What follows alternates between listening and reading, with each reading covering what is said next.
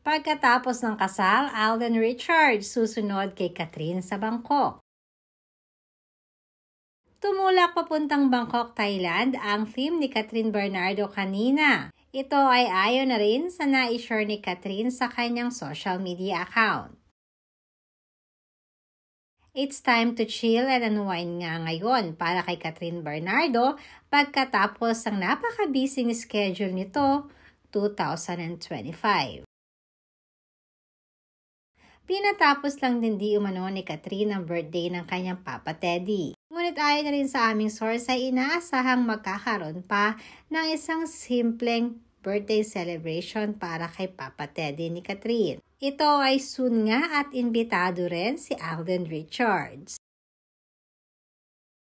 Samantalang si Alden naman ay busy dahil kanina nga ay spotted siya sa Boracay sa kasal ng isa sa kanyang matalik na kaibigan at co-host noon sa long-time running noontime show na Eat Bulaga na si Jose Manalo.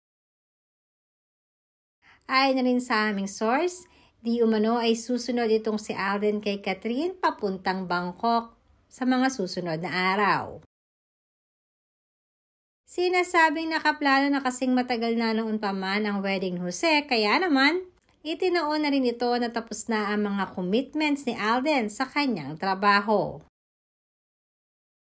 Samantalang sa naging interview naman ng kanilang direktor na si Cathy Molina, na soon nga ay magkakaroon pa ng mga movies ang Kat-10. Hindi lang yan dahil maging ang teleserye ng dalawa ay pinag-iisipan na ring gawin.